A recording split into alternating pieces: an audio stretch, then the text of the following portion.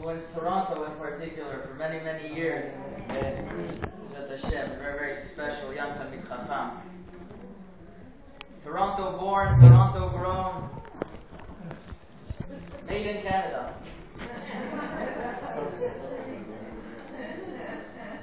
You know, speaking about great women, as Baruch Hashem, I'm happy because I was nervous. Are we going to have a proper turnout for the community? But Baruch Hashem, over the years I've been learning, as long as Simon Oziel is behind it, there's nothing what to worry about. That's why I'm happy when I say in front of Jack, you're a lucky man. Hashem, thank you very much for everything. Thank you very, very much for everything. As you see, there is more ladies than men.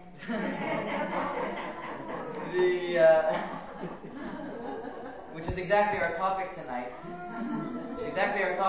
Because I felt very, very obligated to do this shiur. Because we hear a lot about different rabbanim. We don't hear enough about the great woman in Kollel Israel. We don't hear enough about our great woman leaders in Kollel Israel. Because they're not in the limelight speaking to the thousands. They work in different ways. And on the Shloshim of Rabbanit Kanievsky, where Rabbi David Abu Chatzera, Shlita, said that he doesn't know, with such a vacuum that she left in the world, he doesn't know how it's going to be able to be replaced. And when you have Rav Chaim Kanievsky, her illustrious husband, saying that there's nothing that he could say besides it's a tremendous atonement on the generation, I felt that we have to do something, especially our shiur, our bi-monthly shiur. I said we have to get together and make a night of studying the Rabbanit's life and the importance that Rabbi Gezenich gave us an introduction to about the importance of women in Torah in general, and in particular something that we could relate to in our generation. A woman that many, many, many had a personal connection with. So that's what I want to discuss tonight. And that's what I want to speak about. And I want to start like this. Just to give us an idea about who we're speaking about, those who aren't familiar with Rav Chaim Kanievsky, because he wasn't born in Morocco. Although I think he was, but there's conflicting reports. He was Rav Chaim Kanievsky. I made a mental note, but I wasn't. I forgot to. I have a bunch of letters that from Rav Chaim Kanievsky. I write, and he writes back. It's unbelievable. The busiest man in the world. He'll always find time for writing back to people all over the world who have questions. Rav Chaim Kanievsky is a Jew who basically doesn't stop learning from 3:30 in the morning when he wakes up till the bunch of people that he sees at night. And when we mention the true image of a tzaddik, he is one of the big tzaddikim in our generation. When Rabbi David Pinto has a question of beracha, for example, he goes to Rav Chaim Kanievsky. When great, he's the rabbi's rabbi, and it happens to be his father-in-law is his rabbi, which is who's still alive. He's 102. I don't think he knows even that his daughter was nifteret, because they didn't tell him because of his frail health. Rav Elyashiv, Hashem should give him the Shlema. But Rav Chaim Kanievsky is one of those special tzaddikim that we have still in our generation. I asked my good friend Alan Ribuch to come tonight. Alan, who's part of the Kehila Center. I know him from Montreal for many years. I know his father-in-law's family very well. And Alan's story is that for 15 years they didn't have children. And Alan moved to Eretz Yisrael, and him and his wife prayed for a year and a half, every single morning, Netz Minyan, with Rav Chaim Kanievsky and the Rabbanit. The Rabbanit, always, we're going to see soon, went to Netz Minyan every morning with her husband. And for a year and a half, as the typical, I'm proud of you, Alan, the Moroccan Montreal Côte Saint Luc persistence, he would go there every morning and ask for a bracha from Rav Chaim Kanievsky to have children. And after a year and a half, when Rav Chaim gave him the signal, it's okay, it's done, Alan found out the next day that his wife was pregnant. And that's why I told him, I want you to be here, because Alan was with that family for a year and a half. The special address of 20 Rashbam, where many, many issues of the world passed by. We could say it was the heart of Kollel Yisrael. And there was many miracles that passed through the doors of Rav Chaim Kanievsky and from his Rabbanit. Many brachot that she gave to many, many people was tremendous miracles. When she was growing up in the 1948 Independence War, she went out to get food for her family because there was a siege in Mea Shearim. And the Jordanians saw her and started shooting at her. And every bullet missed, and they didn't understand why until they said, "Stop shooting, she's a holy woman." As she grew up, she merited to marry such an unbelievable husband, and she made sure that he became and was already the unbelievable husband that he is today, one of the great tzaddikim of our generation. And just to point out, I want to read to you her schedule, because this is the point of this shiur that I want to give over. This is the message that I want to give over tonight. The Rebbetzin's remarkable and grueling daily schedule. It is fascinating to note that the Rebbetzin, that means the Rabbanit, maintained the exact same exhausting schedule as Rav Chaim. She would wake at 2:30 a.m. I think it's even earlier than Prosper, huh? Or earlier upon, which she would say Perek Shira and Igeret HaRamban. That's Perek Shira talks about the wonderful creations of the world, and Igeret HaRamban is the short letter that the Ramban wrote. Selections from the Hafek Chaim and certain other obligations she had taken upon herself, as this was the only time in her day available for these things.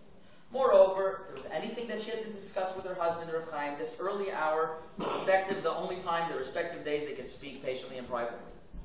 She would then proceed to the Bet Knesset to pray Netzach Hama. Then her real day started. Often a handful of people would be waiting to escort her to synagogue, to her. From the time she entered the Bet Knesset for Shacharit, and essentially for the rest of the day, she was enveloped in masses of followers. After Shacharit, so it could take her another half hour to walk up just 100 feet to her apartment, all due to the masses of the women seeking her bracha or counsel. Up until a month ago, this was going on, day in, day out. Generally speaking, before the Rabbanit was upstairs, Rav Chaim has already finished his mini post-shacharit, accepting people, eating breakfast, and had a chavruta for 30 minutes. Who can forget the sight of the Rabbanit making her way to the Letterman Shul by the throngs of women? Okay, so after shacharit, there was another group of people waiting for her. She would then take a short morning nap. When she woke up for a short morning nap, what would she do then? Another 75 and 100 people she would see waiting to see her. American seminary girls, ladies from all over the country, religious or not, seeking counsel and the bracha and the warm word. They tried to make a system of appointments. She didn't let them. Then already this would take us to Mincha. She would go to Mincha as well.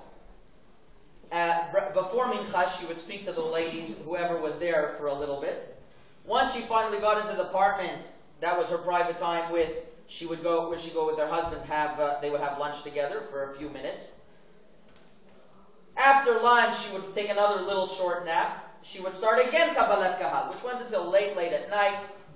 A short recess for Arvit, and then a little dinner.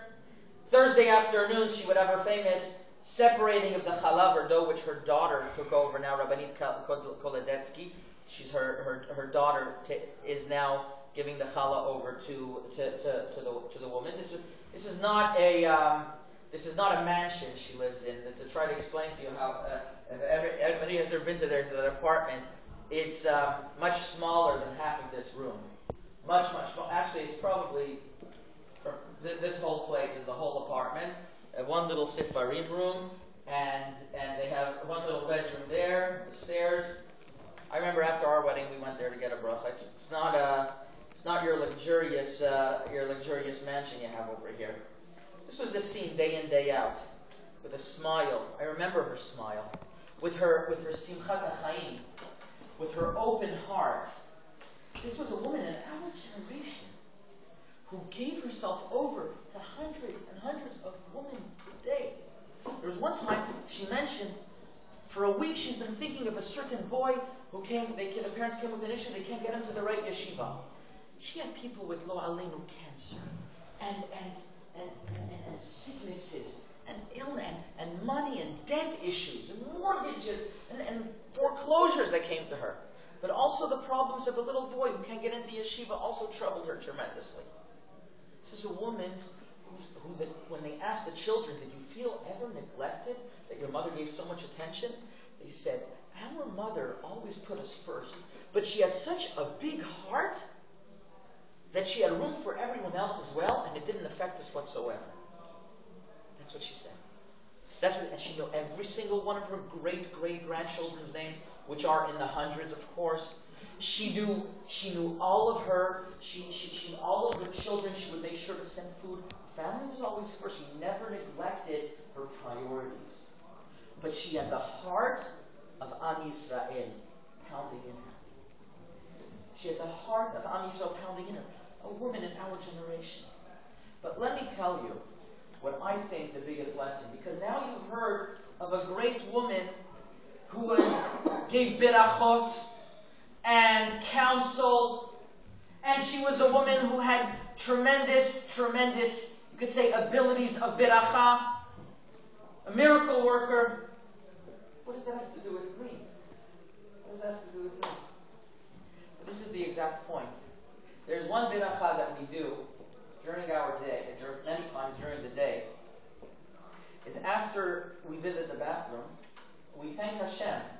It's a beautiful biracha that goes the following: Baruch Ata Hashem, Elokeinu melech haolam, asher yatzar et ha'adam b'chokhmah. You created man with wisdom. Ubara bo nekavim, harurim, and you build it with all different complex types of organs and arteries and all different holes. And if any of them would close, we would be in big trouble. And we end the bracha with the following: Baruch Ata Hashem, Rofei kol basar, you heal us. Umafli la'asot, and you are wondrous in your creation of creating us. Why is Hashem wondrous in His wondrous creation of creating us? The commentaries say the following: a human being is unique. You know why a human being is unique? A human being is able to have the neshama blended in with him.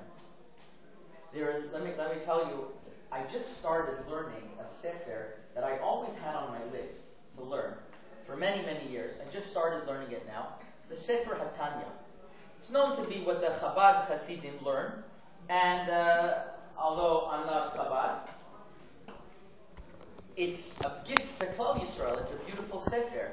It's a tremendously deep sefer. I actually made a chavruta. Hopefully I'm going to learn it on Friday night with my neighbor, Isaac Oziel, on Erica. Hopefully. B'ezrat Hashem.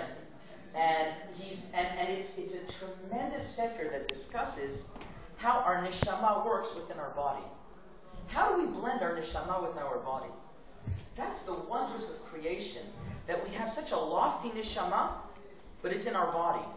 We are able to be connected to Hashem in this world more than the world to come.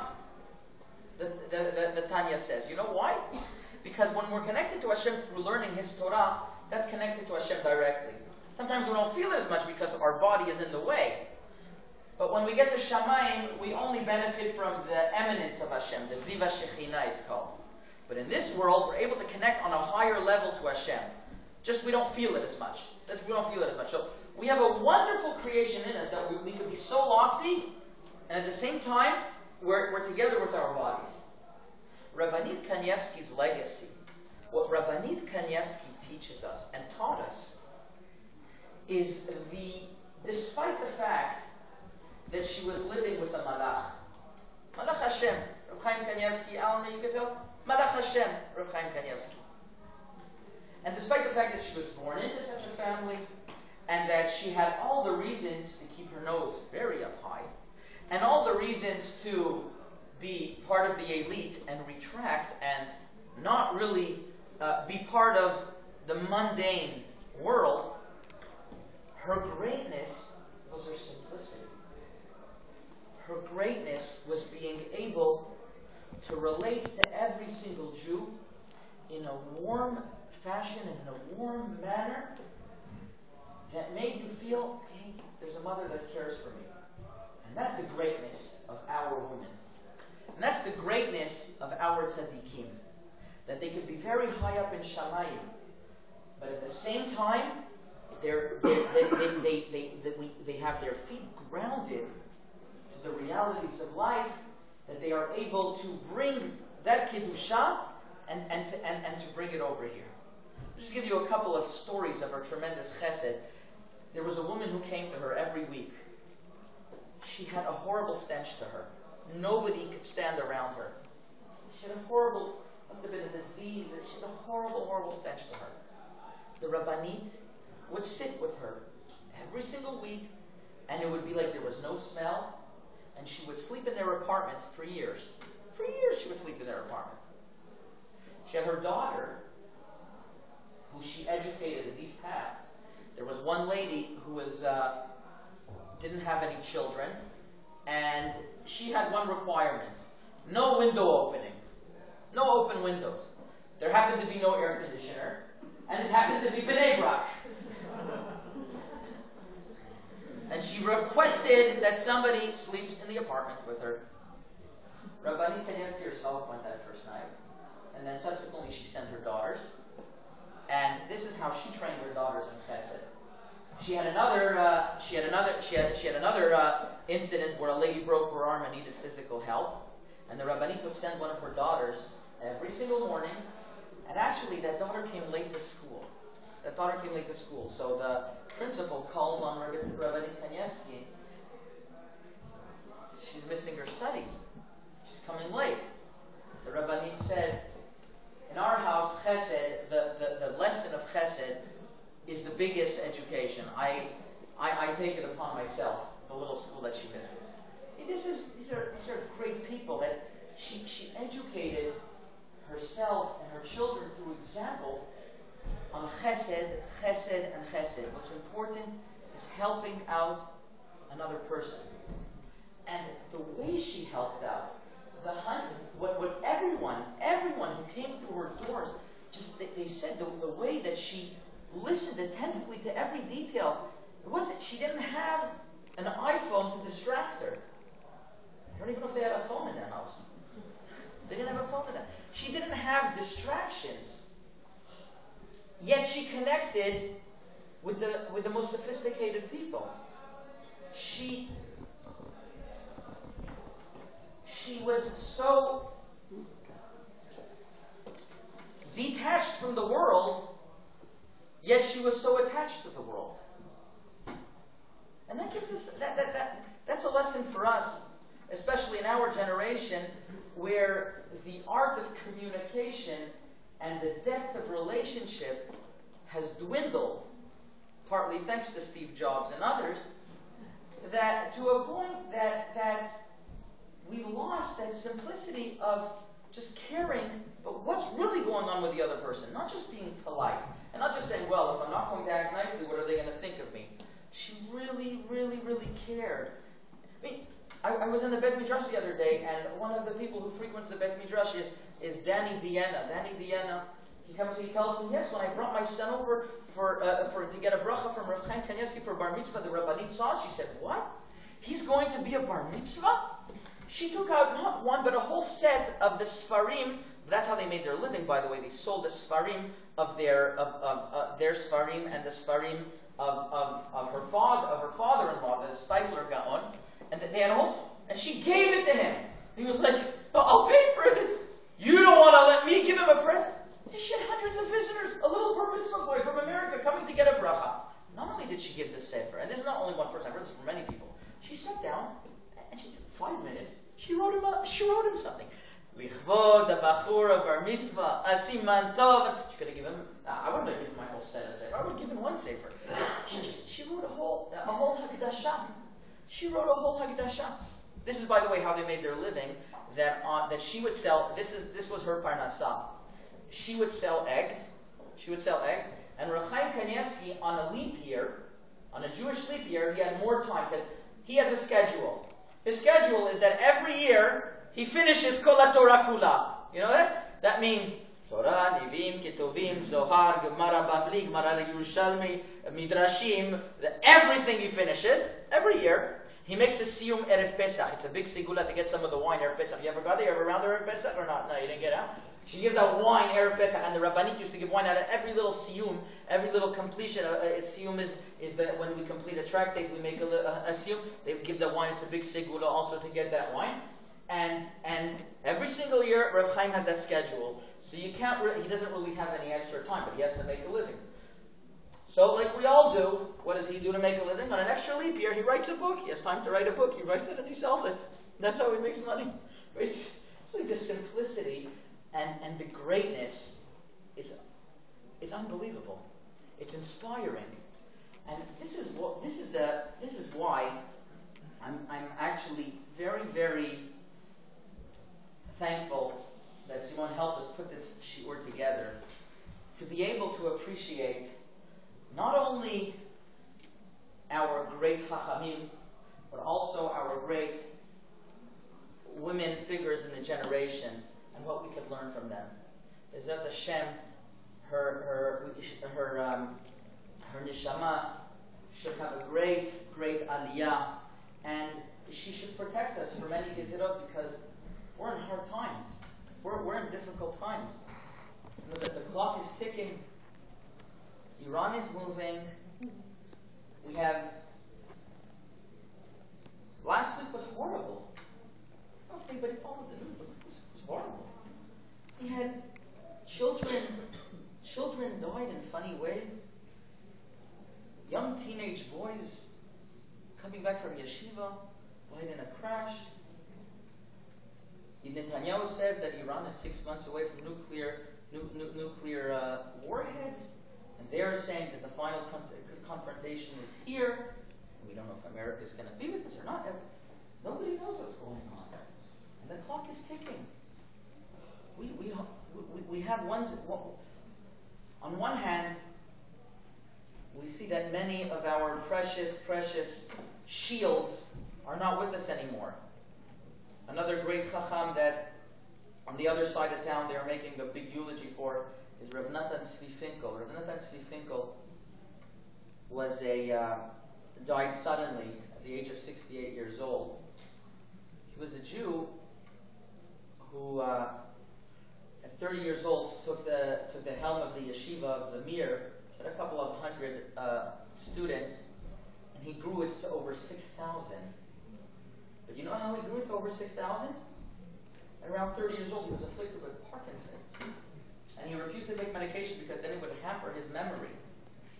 And anybody who saw him and the way he was shaking, and when he came to pray mincha in Los Angeles, we all remember he went against the corner, put 4 chairs against him so he can't move, so he shouldn't shake too much, pinned himself against the wall, and that's how he prayed mincha.